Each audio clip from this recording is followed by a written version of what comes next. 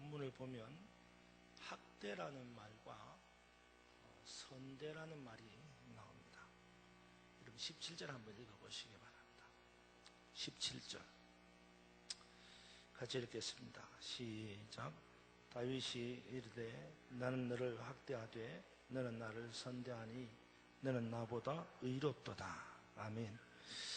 여기서 나는 너를 학대하되 라는 말은 사울이 다윗에게 하는 말입니다. 그러니까 사울은 다윗을 학대했다는 말입니다. 그러나 너는 나를 선대하니 라는 말은 다윗이 사울을 선대했다는 말입니다. 다시 말해서 사울은 다윗을 학대했는데 반대로 다윗은 사울을 선대했다, 그런 말입니다. 여러분은 학대하는 사람에 속합니까? 아니면 선대하는 사람에게 속합니까? 이 시간 이 학대와 선대에 대해서 살펴보고 여러분도 다윗처럼 선대하는 그리스도인들이 되기를 주님의 이름으로 축원합니다. 먼저 오늘 본문의 배경이 되는 사건을 알아볼 필요가 있습니다. 오늘 본문의 배경이 되는 사건은 사울이 다윗을 죽이려고 혈안이 되어 있었습니다. 다윗이 있다고 하는 곳을 일일이 사울이 찾아다니면서 다윗을 죽이려고 했습니다. 그러던 어느 날 다윗이 엔게디 광야에 있다는 소식을 들었습니다. 사울은 당연히 다윗을 죽이기 위해서 다윗이 있다고 하는 엔게디 광야로 갔습니다. 가서 다윗을 찾던 중에 급하게 화장실을 가야 할 일이 생겼습니다. 그러나 광야에 무슨 화장실이 있겠습니까? 그래서 급한 대로 굴이 있어서 그 굴에 들어가 용물을 보려고 했습니다. 근데 그 굴에는 때마침 사울이 찾아 죽이려고 하는 다윗과 그 신하들이 있었습니다. 다윗의 신하들이 자신들이 숨어있는 굴에 들어와서 용물을 보고 있는 사울을 제거할 수 있는 절호의 기회가 왔다고 생각하고는 다윗에게 이참에 사울을 죽이라고 권합니다. 그러나 다윗은 사울을 죽이지 않았습니다. 단지 사울의 겉옷자락만 가만히 베었습니다. 사울은 나중에서야 이러한 사실을 알게 됩니다. 다윗이 자기를 죽일 수 있는 절호의 기회가 있었음에도 불구하고 죽이지 않고 겉옷자락만 베었다는 것을 알게 되었습니다. 그리고는 오늘 본문에 나와 있는 내용처럼 사울이 다윗에게 이렇게 말합니다. 나는 너를 학대하였는데 너는 나를 선대하니 너는 나보다 의롭다, 그렇게 말합니다. 정리해 보면 사울은 다윗을 죽이려고 학대했고 다윗은 그런 사울을 선대했다라는 말입니다. 그러면 왜 사울은 다윗을 학대했고 또 어떻게 다윗은 그런 사울을 선대할 수 있었겠습니까? 오늘 이 학대와 선대라는 말을 함께 살펴보면서 오늘 저와 여러분도 선대하는 그리스도인이 될 수 있기를 바랍니다. 그럼 먼저 사울은 다윗을 학대했다고 했는데 왜 사울은 다윗을 학대했을까요? 여러분, 학대라고 하는 것은 어떤 마음에서 오는지 아십니까? 남을 학대하는 그 사람의 마음은 어떤 마음일까요? 여러 가지 분석을 할 수 있습니다만 오늘 본문의 근거에서 보면 한마디로 학대하는 마음은 열등감에서 온다는 거예요. 열등감에서. 그러니까 사울이 비록 왕이었지만 다윗에 대한 열등감이 있었기 때문에 다윗을 학대했다는 것입니다. 백성들이 전쟁을 마치고 돌아온 다윗을 향하여서 이렇게 외쳤던 것을 기억합니다. 사울이 죽인 자는 천천히요, 다윗이 죽인 자는 만만히로다 그랬습니다. 졸지에 사울은 원하지도 않았는데 다윗과 비교를 당하고 말았습니다. 그리고 그 비교에서 사울은 다윗보다 훨씬 못하다는 이야기를 듣는 순간에 마음이 흔들리기 시작한 겁니다. 내가 다윗보다 못하다고? 나는 왕이고 다윗은 일개 신하일 뿐인데 내가 다윗보다 못하다? 결국 이런 마음의 열등감이 작용해서 이 열등감은 다윗을 죽여야겠다는 학대를 하게 만든 것입니다. 실제로 다윗을 죽이기 위하여 사울은 여러 차례 살인을 시도했습니다. 여기서 우리는 이런 질문을 해보게 됩니다. 왕도 열등감을 느끼는가? 여러분, 왕도 열등감을 느끼나요? 사실 왕이라는 자리는 어떤 자리입니까? 정말로 상상을 초월하는 자리입니다. 무소불능의 권력이 있는 자리입니다. 흔히 말하기를 왕은 국가다. 왕의 말이 법이다. 그렇게 말합니다. 실제로 왕의 권력은 모든 것을 가능케 하는 촉법적인 것입니다. 그런데 무소불능의 권력을 잡은 사울 왕이 일개 신하에 불과한 다윗에게 열등감을 느낀다? 그건 이해가 안 되는 이야기죠. 근데 이 이해가 안 되는 일이 우리 일상에서도 일어나고 있어요.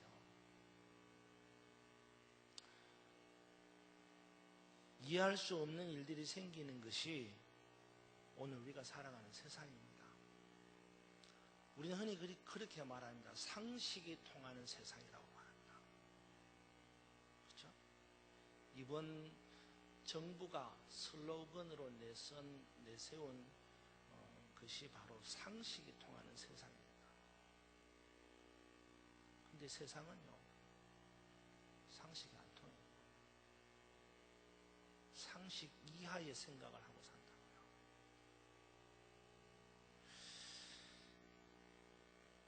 약자가 보호를 받아야 하는 세상인데 오히려 강자가 약자를 약탈하는 겁니다. 이건 사람이 사는 세상이 아니죠. 동물이 사는 세상입니다. 동물이 사는 세상은 약육강식입니다. 약자를 잡아먹어야 강자가 사는 거예요. 동물이 세상입니다. 사람이 사는 세상은요, 약자를 보호하는 세상입니다. 근데 우리는 그렇지 않아요. 자식이 부모를 공경해야 하는 세상인데 오히려 부모가 자식을 떠받들어야 되는 세상입니다. 이런 일이 부모를 섬기는데 돈이 없어서 부모를 낯선 길바닥에 내동댕이 치는 현대판 고려장이 횡행하는 겁니다. 돈이 없다고.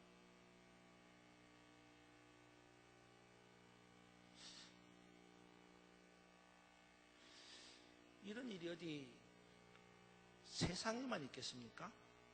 교회 내에도 이런 일이 일어나니 정말로 상식이 없는 시대를 우리는 살고 있는 겁니다.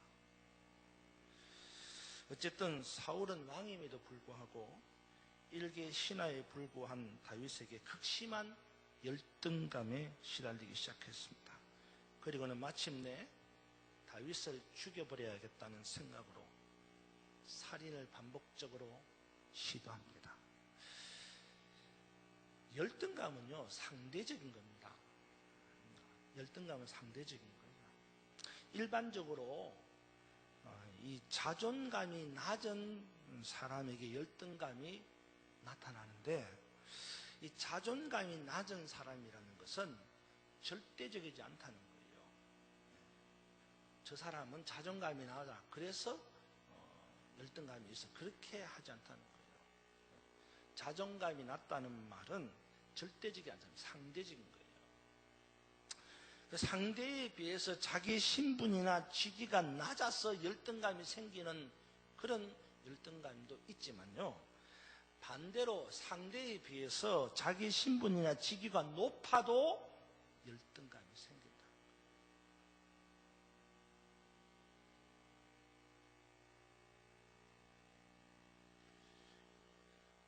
대통령이 열등감이 있을까요, 없을까요? 엄청 많습니다. 교회 내에서 장로가 열등감이 있을까요, 없을까요? 엄청 많은 거예요. 상대에 비해서 자기 신분이나 직위가 낮아서 열등감이 생기는 사람은 주로 뭘 하는지 아세요? 자학을 합니다. 자학. 그러니까 저 사람에 비해서 내 신분이나 지위가 낮으니까 열등감이 생기면 그건 스스로 자학을 하는 거예요. 자기를 괴롭히는 거예요. 반대로 상대에 비해서 자기 신분이나 지위가 높은 사람이 열등감을 가지면 어떻게 합니까? 타학을 합니다. 뭐예요? 다른 사람을 괴롭히는 거예요. 학대하는 거예요. 그러니 열등감의 공통점이 뭡니까? 바로 학대라는 거예요. 상대방보다 내가 조금 못해서, 진짜로 못해서, 상대방보다 진짜로 내가 못해서 열등감이 생기면 어떻게 할 방법이 없잖아요. 그렇잖아요? 상대방보다 내가 못하니까 어떻게 하겠어요? 그러니까 스스로를 괴롭히는 거예요. 그러다가 그게 못하면 어떻게 해요? 자살하는 거예요. 그런데 상대방보다 내가 더 나아. 그런데 열등감에 사로잡혀. 그럼 어떻게 해요? 내가 가지고 있는 그 권력, 정말 아무것도 아닌 그 권력으로 상대방을 학대하는 거예요. 그래서 이 열등감은 학대에서 오는 겁니다. 학대는 열등감이죠. 왕인 사울은 1000밖에 안 되고 신하인 다윗은 10,000이나 되니 사울은 자존심에 큰 상처를 입었습니다. 그래서 열등감에 시달리게 되고 마침내 그 열등감은 학대로 나타나서 왕의 권세를 가지고 일개의 신하에 불과한 다윗을 학대하는 겁니다. 죽이는 거죠. 이런 현상은 우리 주변에서도 흔히 볼 수 있습니다. 불행하게도 교회 내에서도 이런 현상은 빈번히 일어납니다. 제가 아는 한 집사님을 만났는데 그 집사님이 이런 고백을 하더라고요.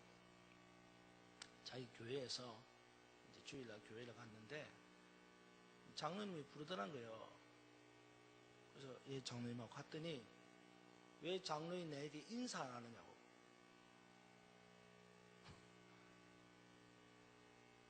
그래서 그분이 아유 이제 죄송합니다. 그러고는 다음부터는 꼭 일부러 찾아가서도 그 장로님한테 가서 인사를 했답니다. 그랬더니 이번에는 그 장로님이 그렇게 말을 하더라고. 그래 그렇게 하면 곧 장로가 될 겁니다. 제가 참 그 이야기를 듣고 학대도 그런 학대가 없다. 폭력도 그런 폭력이 없다. 왜 자기만이 느끼는 열등감을 가지고 장로의 자리에 있다고 이런 학대를 하는 건지. 이건 엄연한 언어폭력이에요. 그래서 그 집사님이 제게 이렇게 이야기하더라고요. 목사님, 저 교회 가기 싫어.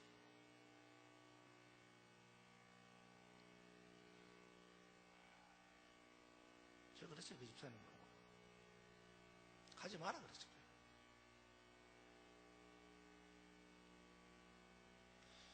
우리는 그러지 않습니까?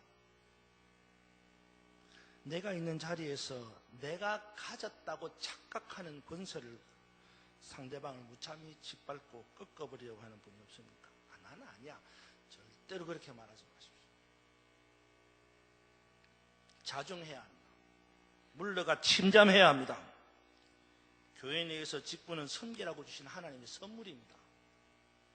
그 직분으로 스스로 열등감에 사로잡혀서 상대방을 학대하는 일은 이제 더 이상 없어져야 합니다.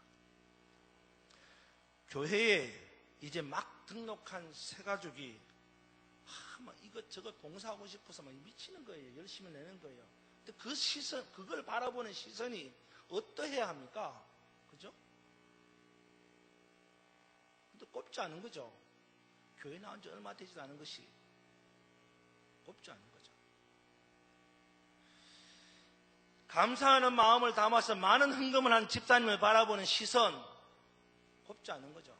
아이고, 저 헌금 많이 하고 장로 연락한다.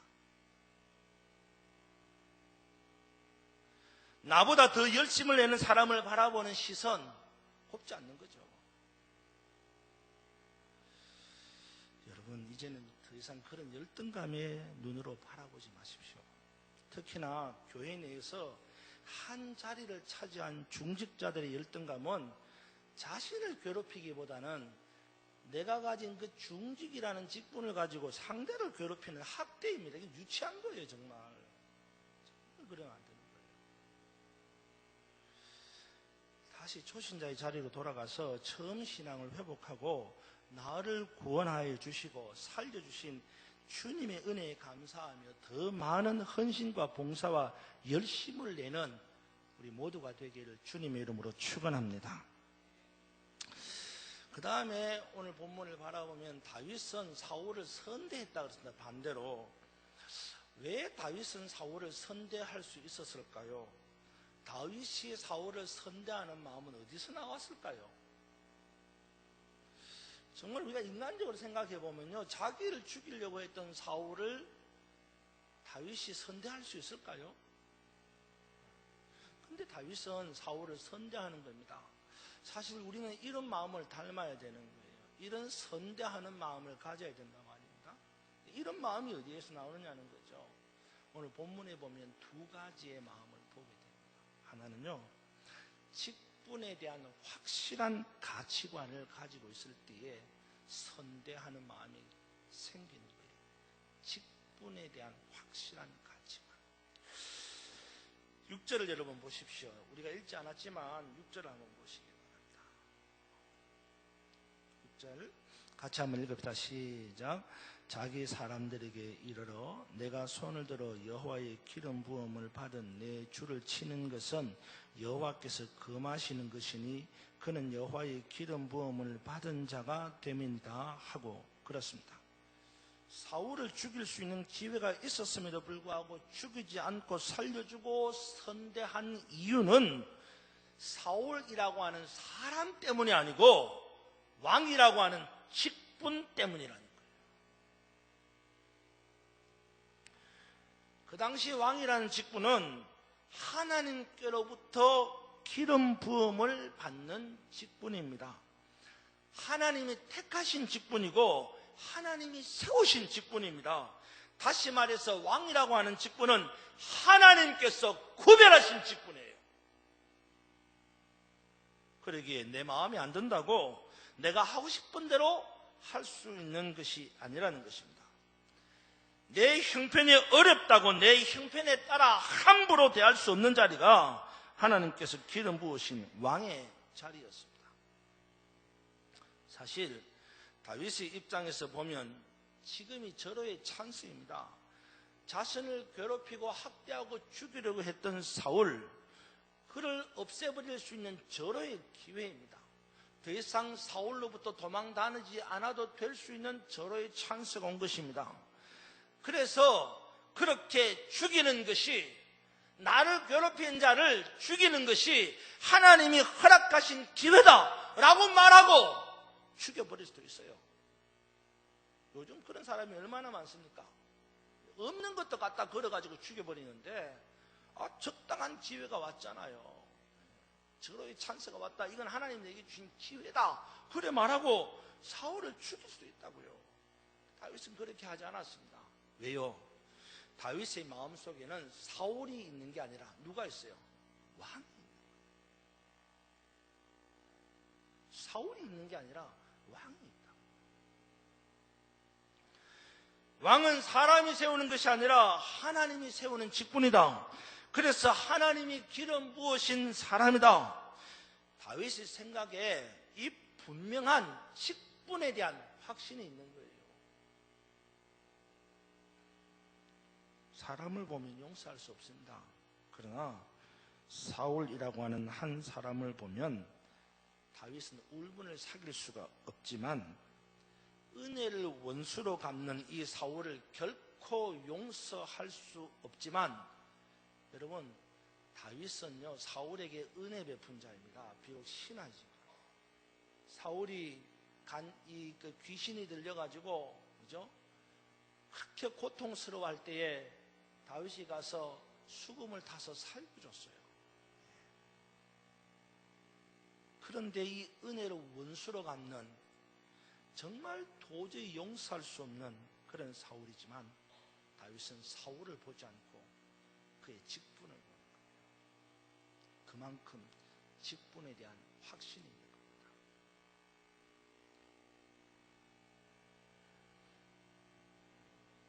그 직분은 인간이 준 게 아니라 하나님이 세우고 하나님이 기름 부으신 자리라는 거예요. 여러분 10절을 한번 보시기 바랍니다. 읽지 않았지만 10절을 보십시오. 같이 읽겠습니다. 시작. 오늘 여호와께서 굴에서 왕을 내 손에 넘기신 것을 왕이 아셨을 것이다. 어떤 사람이 나를 권하여 왕을 죽이라 하였으나 내가 왕을 아껴 말하기를 나는 내 손을 들어 내 주를 해하기 아니하리니 그는 여호와의 기름 부음을 받은 자이기 때문이라 하였나이다. 아멘. 그렇습니다. 다윗은 자기를 학대하는 사울을 죽일 수 있는 절호의 기회가 있었지만 사울을 죽이지 않은 이유는 사람을 본 것이 아니라 직분을 보는 거예요. 왕이라고 하는, 하나님이 기름 부어 세우신 왕이라고 하는 그 직분 때문이었습니다. 사랑하는 여러분, 주님께서 세우신 직분을 귀히 여기시기 바랍니다. 여러분의 생각에 따라 이리저리 난도질하지 마시기 바랍니다. 주님께서 세우신 직분자가 여러분의 생각처럼 그렇게 행동하지도 않을 뿐만 아니라 설사 그렇게 행동했다고 해도 주님께서 세우신 직분자를 함부로 대하지 마십시오. 구약 성경의 민수기 16장을 보면 고라와 다단과 아비람의 무리가 모세를 반역한 사건이 나옵니다. 그 결과는 너무나도 비참했습니다. 이스라엘 회중에서 쫓겨난 것도 모자라서 땅이 갈라져 그 갈라진 땅 속에 함몰되어 죽었습니다. 선대하는 그리스도인이 되어야 됩니다. 직분에 대한 두려움을 알고 사람을 보지 말고 직분을 보고 선대하는 그리스도인이 되어야 된다는 겁니다. 오늘 우리는 왕같은 제사장이라고 했습니다. 제가 지금 직분에 대한 이야기를 하는 거예요. 우리는 왕같은 제사장이라고 했어요. 하나님께서 우리를 택하신 사람들입니다. 우리의 직분은 이 땅에 있지 않고 영원한 하나님의 나라에 있습니다. 우리는 하나님의 자녀들이며 하나님 나라의 백성입니다. 그러기에 우리의 이 직분을 함부로 여기지 말아야 됩니다. 주의 종을 세우신 이 하나님의 뜻을 따라 그 직분을 선대하는 것이 마땅한 것입니다. 혹여라도 고라의 무리들처럼 반역하거나 무시하거나 학대함으로 어려움을 당하는 일이 없기를 바랍니다. 다른 한 가지 왜 다윗이 사울을 선대할 수 있었던가? 어떤 마음이었는가? 다른 한 가지는요, 하나님께 맡길 줄 아는 믿음 때문이었습니다. 하나님께 맡길 줄 아는 믿음 때문이었습니다.